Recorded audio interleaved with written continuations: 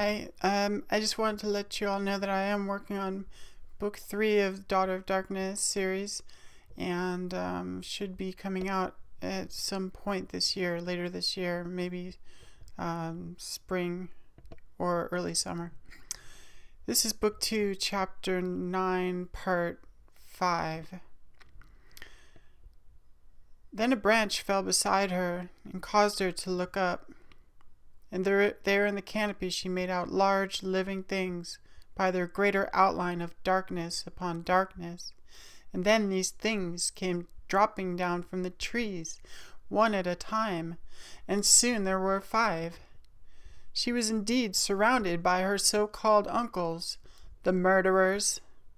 She could still smell on them the carp they had eaten, which had been caught by her brothers and cooked by her own hand earlier that very evening, and the garlic the fish had been sautéed in also, and the perfumes, every scent of her sisters lingered there.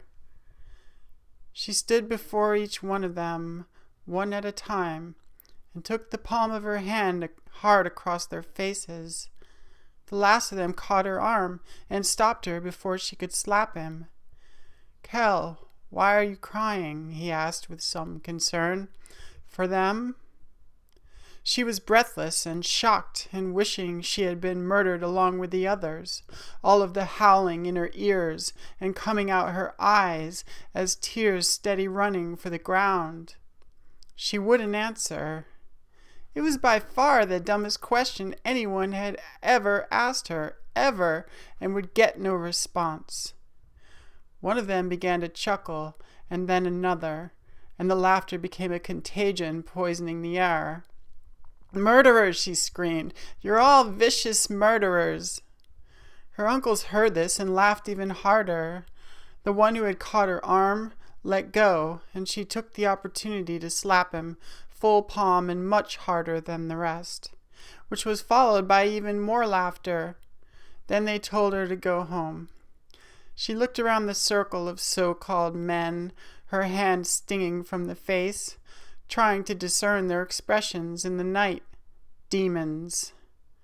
She suddenly felt as thin as the summer cotton of her dress, and as wavering as the chaff of the corn in the fields. The men began to shift about on their feet, restless now.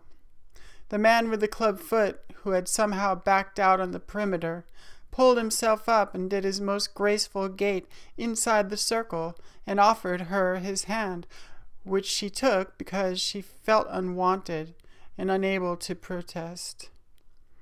Her uncles stood to the side to let them out, and as they distanced themselves, she was left again with the sound of the man's foot dragging long against the earth, and the sound of loose change in his pockets. She did not look back. The man squeezed her hand a few times gently to show kindness, yet pulled her along with him just the same, intent on following through with his orders, deathly afraid he might be taken like the others.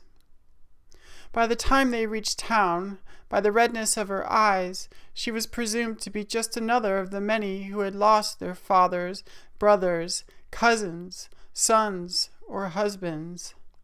And she had lost something. She did not know what. A few of the women out of their homes came up to console her and offer her their warmest regards. And though she wished at times to look up and look them in the eyes, she did not dare, for it was the blood which was on her hands. She, the silent partner in these wrongdoings, however they came about. This was maybe the first time she really felt awful about anything. There were people shouting and running about, gathering and preparing to go out and avenge the dead.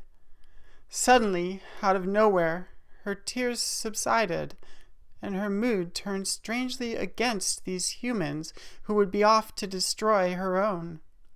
She now glared with green and glowing eyes upon them all, with a strange feeling of derision, and felt oddly detached and dangerously apathetic. And she wondered, where had all the compassion in her gone?